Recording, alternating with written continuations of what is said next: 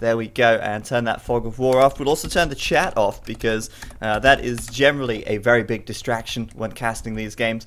But welcome guys to game number 1 in the Empire Collective Cup Platinum League, and this is now round 5. We are nearly halfway through the event, believe it or not. It has been quite a long event. It is quite a long event, but it's been full of great matches, great games so far, and of course featuring a lot of great players as well, namely TheViper down to the south of the map here in the red, playing as the Britons. Surprise, surprise. He's pretty much always playing the Britons this event so far, and he's been doing pretty well with them as well, so no reason to change things that are working. If it ain't broke, don't fix it, I suppose is the time-old motto. Up to the north of the map, in the purple, in the hot pink, we've got Juan, and he's playing as the Goths, and I like that. I like that a lot, because that means that Juan has been doing his homework here, and is anticipating that Briton pick from the Viper. Bear in mind that Game 1 here is Hidden Civilizations, so neither player knows what the other player has chosen until they get into the game. And obviously Juan, seeing that the Viper has chosen to play as the Britons so many times so far this event, he has chosen to play as the Goths, to try and hard counter that, to try and counter pick that, and that is awesome because we just don't know now. We don't know whether or not that is going to work out in Juan's favor, but there's a chance that it might. Thank you very much to Prey Ferox for subscribing as well. Welcome to the Warlords, and not nearly enough hypes in the chat, guys. Come on, don't let me down. Don't let me down. Resonance, are you there? I am here. He is here. Awesome. Did not know that we were starting a little bit early, so it took me a second to get set up, as apparently TeamSpeak needed a couple of minutes to update, but I made it. I'm in the game, and I just heard the Britons versus Goths sing, so I think we're already off to an awesome start.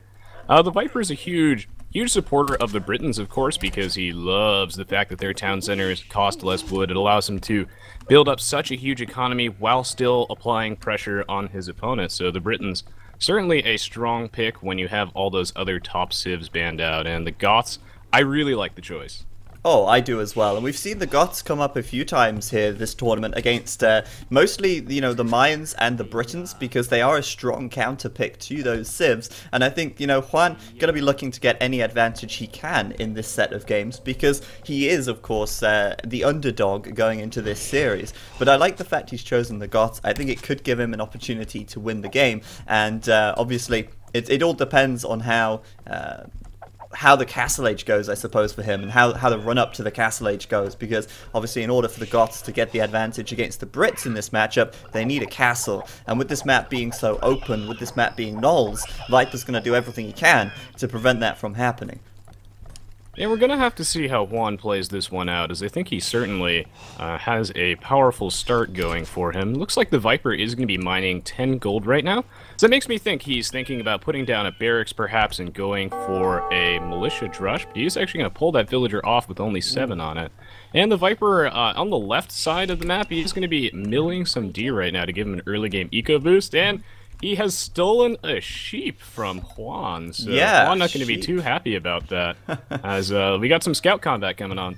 Yeah, a little bit of early sheep stealing. Of course, that's a huge deal for the Brits, because the Brits gather sheep as fast as they gather deer and boar. It's an incredibly fast food source for the Britons, and the sheep there, going back to Viper's TC, 2 extra sheep, 200 extra food, and if he follows this up with a drush, then of course that is going to put him off to a fantastic start. Over to the left side, that deer patch is awesome. He has 5 deer over there as well, and so Viper's food looking really nice at the moment, and that's going to obviously set his drush up very, very nicely.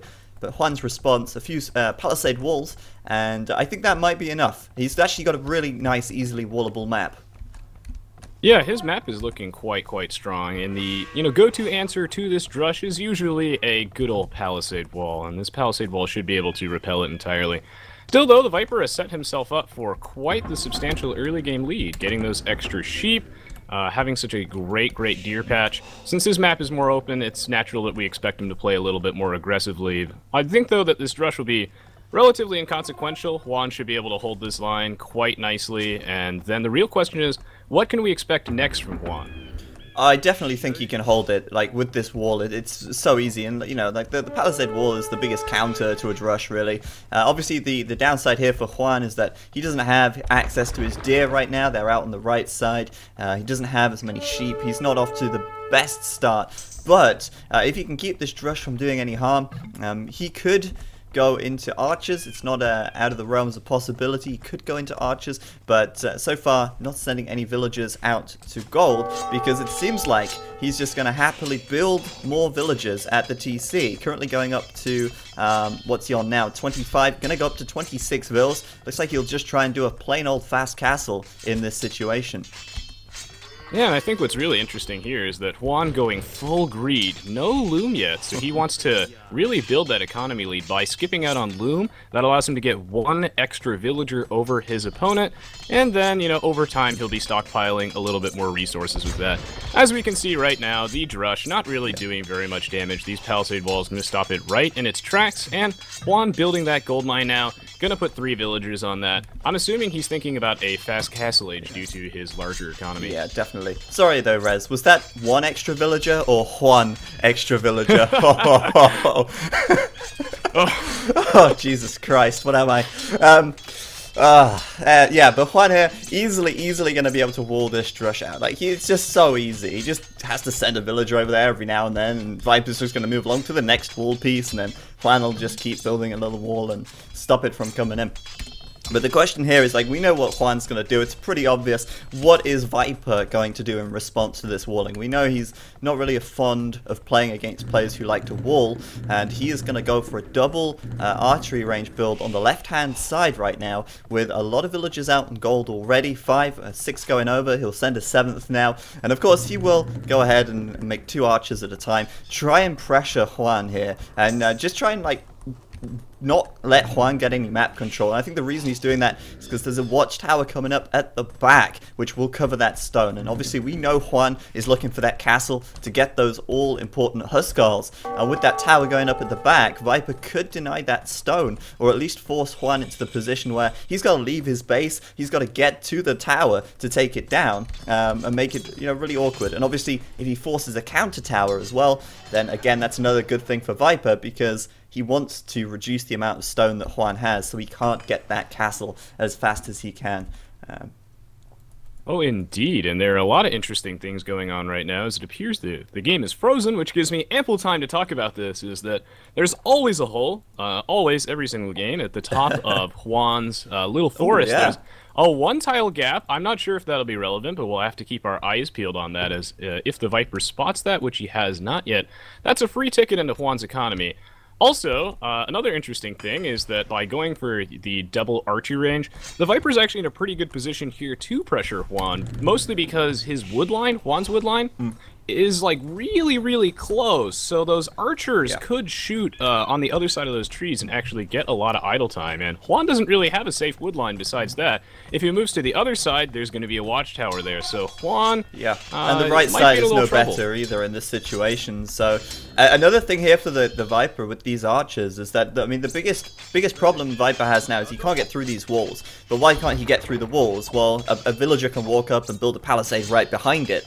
But with the archers being there, it means that Juan will not be able to wall up behind these walls again. And that means that Viper could get through. And if he breaks through and gets into the woodline, with just 4 or 5 archers and fletching, he will do a lot of damage. And this strategy for Juan is really very risky, because to fast castle on such an open map is a very, well, it's just a ballsy move to make.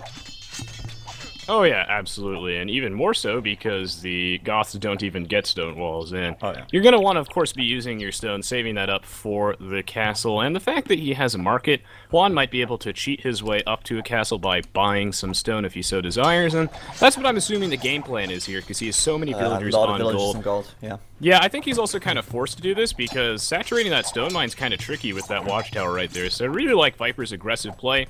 These archers going to prevent him from building additional walls, and now it's a race. Can the Viper get in here and punish Juan before that castle comes up and those Huskarls come out? It's an arms race, and on the right side, Viper just, you know, putting an end to the stone income, just, yeah, gonna wall that up with a wall as well, just to prevent Juan from getting out and getting any extra stone. So right now, Juan, like, a lot of his eco falling idle, his villagers being pushed away from the wood, he doesn't really have any option of where to go. He's just hoping and, you know, praying that this castle is going to be enough, and I imagine he'll just put it down close on the front of his base, and if it does go up, I think that could put Juan in a very good position. It's a high risk, high reward strategy, because if it does work out, Juan will be able to make some Huskars. He has got enough food in the bank, and he has got enough gold income to do that, and with just a few Huskars here, he could easily clean up the Viper's archers and push him back. Viper right now, not really very walled up at all, and doesn't have the easiest of walls to make either. Yeah, the Viper very much all in here. He's actually even has, you know, his forward villager laming these deer. He's got to burn everything he can before he has to get out. And going for Huskarls like this, it goes without saying, very, very hard to deal with if you're in the feudal age.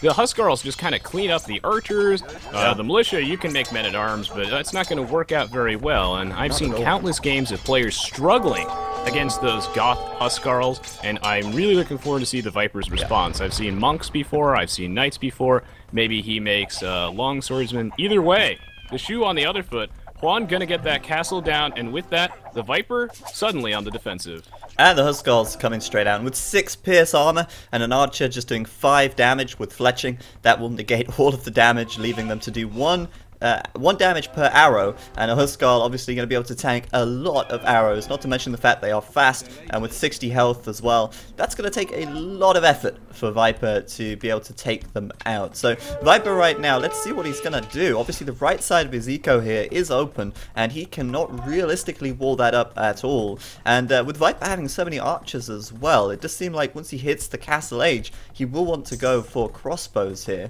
He's currently doing padded archer armor to give these guys a little bit of extra defense, but it's not going to be much in the face of these Huskars, because 10 attack damage, 7 pierce armor now, and that's going to be really difficult for Viper to deal with if Juan is able to get a few numbers out and actually start pushing forwards. Yeah, if the Viper gets out enough crossbowmen, he can still kill the Huskarls as 1 damage a hit. With good enough micro, he'll be able to take them out, assuming that the Huskarls are only in small numbers. But the best answer to Huskarls is always melee units, since Huskarls have, like, no melee armor whatsoever. I think, though, the Viper is going to commit to this crossbow plan, at least in the meantime, and that might work out, considering that Juan only has a couple of Huskarls right now. He needs to reach that sort of critical mass before he can engage, and in the meantime, the Viper trying his best to stall and survive and just hold the line against these Huskarls before they get into his economy. But here they come. Oh, here they come indeed. The archers, they have to... This is the thing, as soon as you get enough Huskarls, they are going to be able to kill your archers, even if you micro them, because, I mean, look at this, they just don't want to die. And of course, they will take down those archers very quickly as well. Viper will do as much micro as he can, and he will take the odd Huskar out here, but like I say, with more numbers, it's easier and easier to defend. Right there, I felt Juan attacked a little prematurely, and it's kind of costly, because these Huskars are not cheap, and his eco right now is very fragile as well. Yeah, that's a really important thing to note, is that he took so much economy damage from the Viper's early Feudal Age, Dark Age push, and that's why being that aggressive early on was absolutely the right call, I think.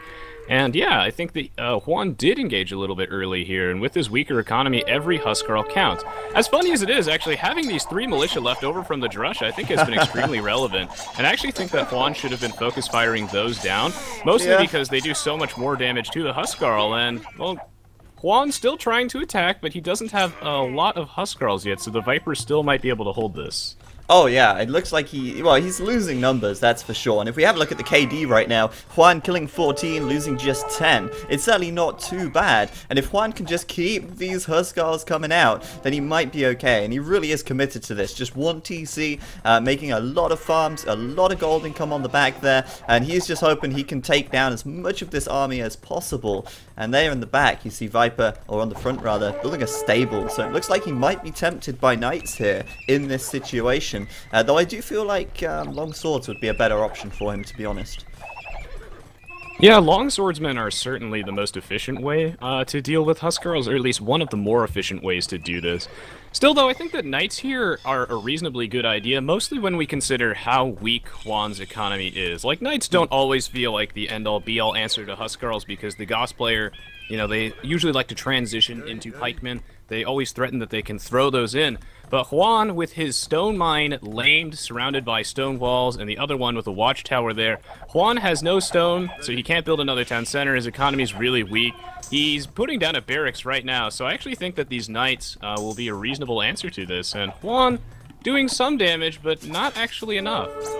Yeah, certainly not. There's still a bunch of crossbows left, and Viper still has the military lead. But the reason I say Knights here, not the best choice in my opinion, because Knights don't have bloodlines, and that obviously puts them at a, you know, not at a disadvantage, but it certainly doesn't make them as effective. Bear in mind, of course, that long swordsmen are a lot cheaper than Knights, and they trade more effectively against Huskarls due to their cheapness on gold. But I guess Viper feels like he has enough eco here that he can do this and not be in such a bad position. Right now, though, Viper's sitting with a lot of idle villagers, and I didn't expect to see that from him. But Viper actually has more idle time than Juan this game, which is very surprising. Yeah, that is actually incredible. Wow. I would not have expected that either. Yeah, the Knight versus Longswordsman thing is certainly a very, very interesting debate, but at least one pro for the Viper here as well is that even if Juan threatens to respond with spears and pikes, which he is doing right now, we see the Goths often transition into this many, many times.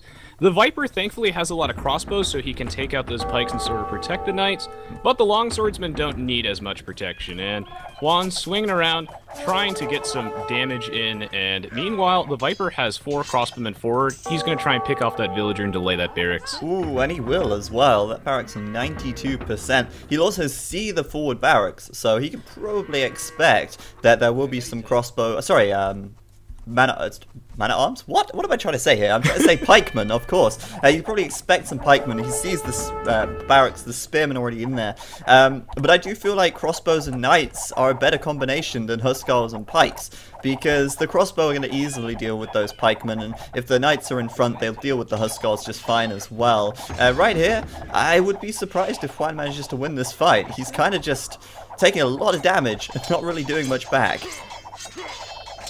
Yeah, this fight is going to actually be very, very bad for Juan, as he's just trading relatively inefficiently with his army, and when you're behind an economy like this, then, you know, that's not something that you definitely want to be doing. Now, that being said, the Viper, you know, quite smart to box him in on the left-hand side. Perhaps Juan shouldn't have been there.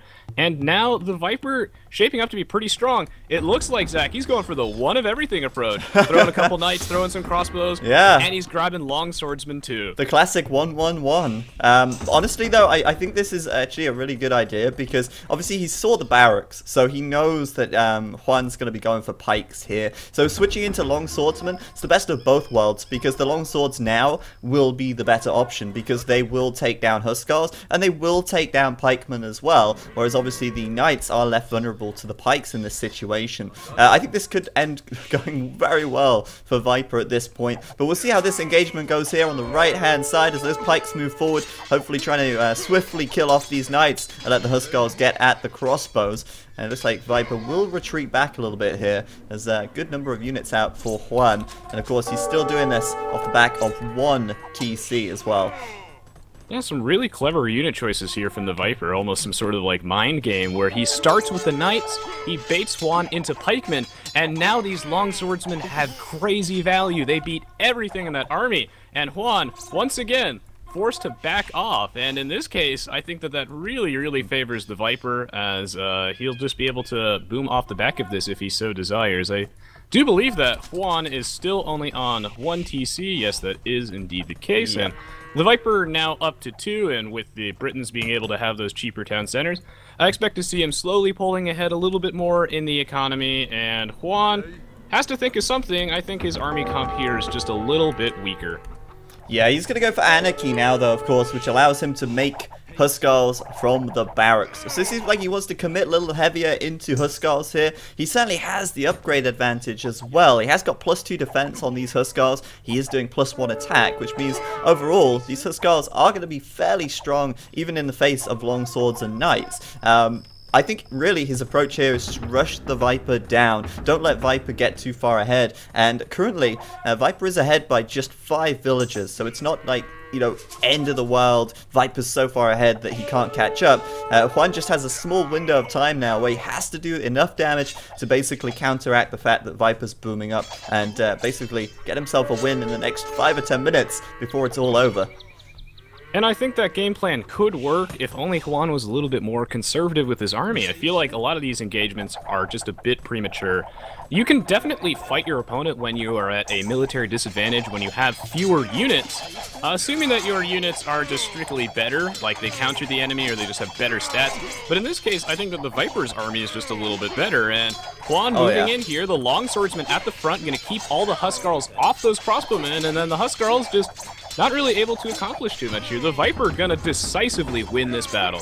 Oh yeah, totally. And I think Juan needed to bring more Huskarls into that fight a lot faster than he did. Obviously, Viper there keeping all of those crossbows pretty much alive. And even though he lost the majority of his knights, or all of his knights, the majority of his longswords there, Juan pushed back once again, and of course he just needs to keep the pressure on, and I think he's doing everything he can now. 3 barracks on the front, spamming out the Huskarls as much as possible, and of course with only 1 TC he does have a little bit more food in the bank to be able to do that. Yeah, Juan's last hope is that the Viper, you know, is obviously going to be struggling to keep up his longswordsman production compared to those Huskarls that come out so much quicker, but the Viper's still able to keep a reasonable enough number of them. If Juan can take out all the longswords, cleaning up this crossbowman army will be easy, so he's just banking on that right now. He might be able to just take these crossbows out. I think this is Juan's fight right here. This is the one he needs, as Viper now is forced to go back a little bit. But it's worth noting, all this time, those long swordsmen, they are a lot cheaper. They trade, even though the, you know, pound for pound, the long swords is not as good as the Huskar, they do trade better because they are cheaper to create on the gold. So Viper here saving, well not saving, but I guess getting a better return on investment from his army. But Juan, perhaps going to overpower the Viper here, and we'll have to wait and see. He's bringing more and more Huskars into fight. Literally everything he's got is going into Huskar production right now. Yeah, part of the reason that battle went so much in favor of Juan is not... He had the home field advantage for starters, so that means that, you know, it was closer to his own unit production facilities. He was able to get those Huskarls out much, much quicker, and it's a lot harder for the Viper to reinforce. Also, it was on such open ground that Juan was able to get a couple of Huskarls up to the crossbowmen. They weren't being blocked by all the longswords in the front line, and that allowed him to get such a favorable engage, and we see the Viper struggling to keep up with this army production. He's putting down another barracks, and now he's throwing in knights again, as the pikemen have stopped, and Juan looks like he's poised to do some damage here, but it's so close. It is so close. Those long swordsmen are just staying alive, and it just seems like Juan here is not able to push this back. These long swordsmen are too good for him, and even with the upgrade advantage here, Juan just isn't able to do enough damage where he would like. But because he is bringing in so many more Huskars, he's got 5 barracks back here. These guys creating relatively fast. He's going to push Viper away from those farms. But Viper falling back, more long swordsmen, and that seems to be the answer here for him. Yeah, now the shoe completely on the other foot yet again, as the Viper, perhaps, when he was engaging in front of those barracks, a little bit too ambitious. Trying to engage in the Goths' homeland, where they're able to just pump out units so fast, can be a huge, huge problem, as they can quickly overwhelm you. Oh, there and you now go. The Viper, with more idle time, has to put the villagers inside his town center. He's actually in huge trouble. This is going to be really, really bad for him. And on the right side as well. His lumberjacks. On the right side, Viper's being raided on his second TC as well. There's some Huskars going over there. Viper with a lot of idle time right now. I think Juan swinging this game into his favor with that final engagement there, cleaning out Viper's army. Juan, 32 minutes of idle time. Viper with 50, and he calls GG. Wow. Oh my god. That was actually a really crazy back and forth game. I could have sworn that the Viper had that for such a huge part, and I would say that the game actually just basically got turned around to that fight in front of the barracks. So some really great execution from both players, and Juan's sort of all-in one-town center play certainly paid off in the end.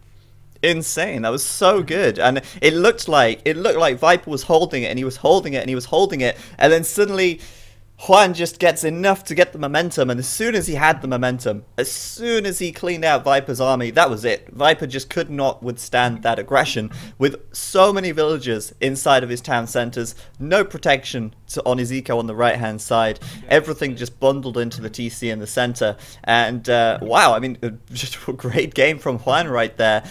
It looked like Viper was going to have it, but Juan just overcoming at the right time. And I think if that had gone on for too much longer, I think Viper possibly could have ended up taking that game with those long swordsmen. Yeah, what a fantastic way to start the series, and it makes me look even more forward to the remaining matches, as it just goes to show that even though Juan, the underdog in this series, of course, certainly has the potential to take games off the Viper and maybe even claim this series for himself. So we'll have to see. As in Game 2, the Viper's in control. He gets to pick the map.